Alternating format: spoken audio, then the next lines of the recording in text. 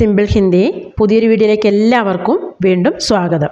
ഇന്ന് നമുക്ക് 9ാം ക്ലാസ്സിലെ ഫസ്റ്റ് ചാപ്റ്റർ ജഡ്പട് और നടുക്കട് കഹാനിയിലെ പ്രധാനപ്പെട്ട ക്വസ്റ്റ്യൻ ആൻഡ് ആൻസർ പരിചയപ്പെടാം. ഫസ്റ്റ് ക്വസ്റ്റ്യൻ, और बड़े के तो छोटे का ध्यान रखना ही पड़ता है. माम के इस कदम से आप क्या समझते हैं?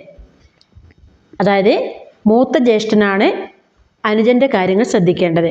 അമ്മയുടെ ഈ വാക്കുകളിൽ നിന്നും നിങ്ങൾക്ക് എന്താണ് മനസ്സിലാക്കാൻ സാധിക്കുന്നത്? കഥൻ എന്ന് പറഞ്ഞാൽ വാക്ക്, ആപ്പ് താങ്കൾ. അപ്പം നിങ്ങൾ എന്താണ് മനസ്സിലാക്കുന്നത് എന്നർത്ഥം. സമച്ചന മനസ്സിലാക്കുക. എന്തായിരിക്കും ആൻസർ? അതായത് മാം കി കഥൻ സെ മൈം സമജ്താ ഹൂം കി, അല്ലെങ്കിൽ മാം കി കഥൻ സെ മുझे समझता है कि छोटे भाई की सुरक्षा करने का पूर्ण दायित्व बड़े भाई को देती है और बड़े भाई को अपना कर्तव्य निभाने का मार्ग समझता है. അതായത് അമ്മയുടെ വാക്കുകൾ എന്തായിരുന്നു മനസ്സിലാക്കേണ്ടത്? മുझे समझता है, എനിക്ക് മനസ്സിലാക്കാൻ കഴിയുന്നത് ചോട്ടെ ബായിക്ക് സുരക്ഷ കർണേക്ക പൂർണ്ണ ദായിത്വം, ചെറിയ സഹോദരനെ രക്ഷിക്കുവാനുള്ള അല്ലെങ്കിൽ അവനെ ശ്രദ്ധിക്കുവാനുള്ള പൂർണ്ണ ഉത്തരവാദിത്വവും, ദായിത്വം മീൻസ് ഉത്തരവാദിത്വം, ബഡേ ബായിക്കോ ദെത്തിഹെ, മൂത്ത സഹോദരൻ നൽകുന്നു എന്ന്. അവർ ബഡേ ബായിക്കോ അപ്പന കർത്തവ്യ നിഭാനേക്ക മാർഗ് എന്ന് പറഞ്ഞാൽ മൂത്ത സഹോദരന് തൻ്റെ കടമകൾ നിർവഹിക്കുവാനുള്ള ആ വഴി അമ്മ അവൻ മനസ്സിലാക്കി കൊടുക്കുന്നു എന്നാണ് എഴുതേണ്ടത്. ഓക്കെ, നെക്സ്റ്റ് ക്വസ്റ്റ്യൻ നോക്കാം. നടുക്കട് കുച്ച് ജ്യാദാ ഹി നടുക്കട് ഹേ, ഐസാ ക്യോ കഹാ ഗയാ? നടുക്കട് കുറച്ച് കൂടുതൽ, ജ്യാദാ മീൻസ് കൂടുതൽ, നടുക്കട് ഹേ, നടുക്കട് മീൻസ് വികൃതിയാണ്. അപ്പോൾ നടുക്കട് കൂടുതൽ വികൃതിയുള്ളവനാണ്. അങ്ങനെ എന്തുകൊണ്ടായിരിക്കും പറഞ്ഞിട്ടുണ്ടാവുക? കഹാ ഗയാ ഹേ, എന്തിനായിരിക്കും? ഐസ എന്ന് പറഞ്ഞാൽ അങ്ങനെ, ക്യോം എന്തുകൊണ്ടാണ് പറഞ്ഞിട്ടുണ്ടാവുക എന്ന്. എന്തായിരിക്കും? അതായത് പേജ് നമ്പർ 9 നമുക്ക് ആ പാരഗ്രാഫ് ആ ക്വസ്റ്റിൻ്റെ ബാക്കിൽ തന്നെ ആ ആൻസർ വരുന്നുണ്ട്. ജഡ്പട് തേസ് ചൽത്താ ഹേ, സമയ് നടുക്കട് ധീരെ ധീരെ ചൽത്താ ഹേ. അപ്പോൾ ജ്യേഷ്ഠൻ വേഗത്തിൽ നടക്കുമ്പോഴൊക്കെ അനുജൻ സാവധാനത്തിലേ നടക്കുന്നുള്ളൂ. എന്തുകൊണ്ടായിരിക്കാം? അതായത് രാസ്ത ചലത്തെ സമയ് പോക്കർ കി അന്തർ കി മച്ചലിയ और പാനി കെ ഊപ്പർ കി ബതക്കെ ദേഖ്നെ ലഗ്താ ഹൈ. വഴിയിലേക്കൂടെ നടന്നു പോകുമ്പോഴേക്കും സ്കൂളിലേക്ക് പോകുമ്പോൾ കുളത്തിലുള്ള മത്സ്യങ്ങളും അതുപോലെ തന്നെ വെള്ളത്തിന് മുകളിലുള്ള താറാവ്, അതുപോലെ ബർഗദ് കി ജഡയും പകടക്കർ ജൂൽന പറഞ്ഞാൽ ആൽമരത്തിൻ്റെ വേരുകൾ പിടിച്ച് ഊഞ്ഞാലാടുക, ബാഗ് സെ ഗുസർത്തെ ഹുയെ ആം യാ അമരൂദ് തോടന എന്ന് പറഞ്ഞാൽ മാങ്ങ, അതുപോലെ തന്നെ അമരൂദ് പേരക്ക, ഇതൊക്കെ പറിച്ചു തിന്നുക. ഏ സബി കാരൺ സെ ഐസ കഹ, ഇതെല്ലാം കാരണം തന്നെയാണ് എന്തു പറയുന്നത്? നടുക്കട് ജ്യാദ വികൃതി നടുക്കട് ഹേ എന്ന് പറയുന്നത്, വികൃതിയുള്ളവനാണെന്ന് പറയുന്നത്. ഓക്കെ, കപ്പടെ സുഖാനെ കെ ലിയെ ദോനോ ഭായിയോം നെ ഏക് ഉപായ് കിയ और क्या क्या उपाय हो सकते हैं? അപ്പോൾ ഡ്രസ്സ് ഉണങ്ങുവാൻ വേണ്ടി രണ്ട് സഹോദരന്മാരും ഒരു ഉപായം കണ്ടെത്തി. അതുപോലെ ഔർ ക്യാ ക്യാ ഉപായ ഹോ സക്ത ഹേ, എന്തായിരിക്കും അവർ ആദ്യം കണ്ടുപിടിച്ച ഉപായം? ടെക്സ്റ്റ് ബുക്കിൽ നമ്മൾ പഠിച്ചതാണ്, ക്വസ്റ്റ്യൻ ആൻസർ എഴുതിയതാണ്. ദോനോം ഏക് ദൂസരേക്ക ഹാത്ത് പകടെ ജൽദി സെ ദൗഡ തബ് കപ്പട സൂഖ് ഗയ എന്ന് നമ്മൾ പഠിച്ചതാണ്.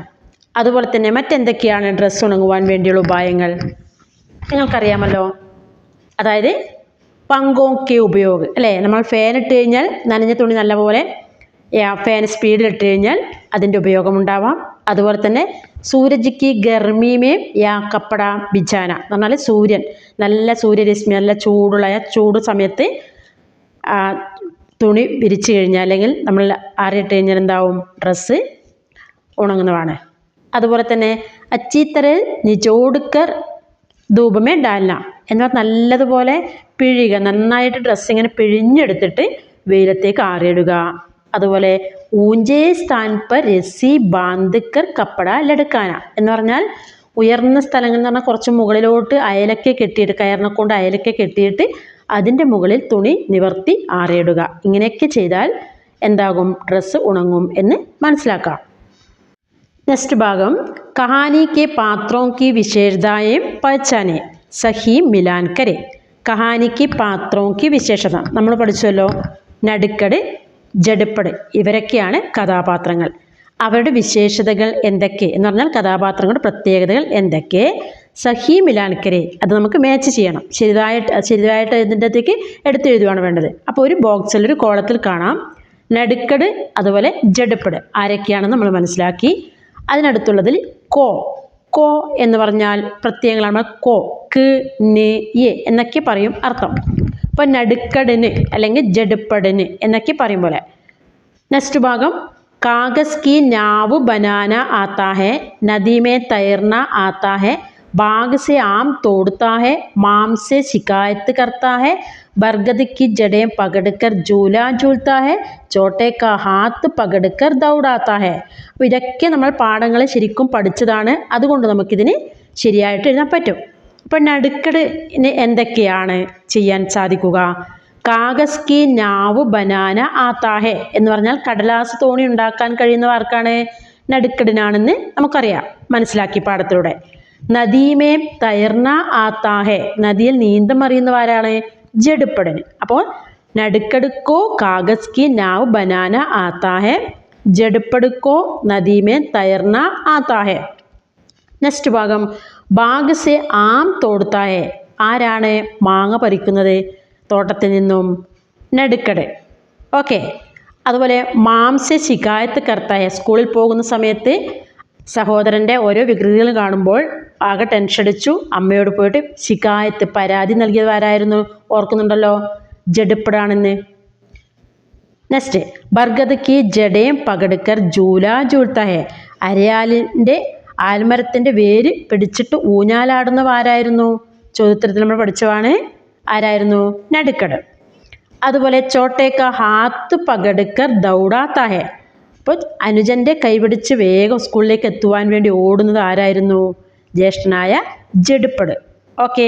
അപ്പോൾ ഇതൊക്കെ അർത്ഥം മനസ്സിലാക്കിക്കൊണ്ട് ചേർത്തെഴുതുകയാണ് വേണ്ടത്. നടുക്കട് ജഡപ്പടിനും യോജിച്ച് എഴുതുക. ഓക്കെ.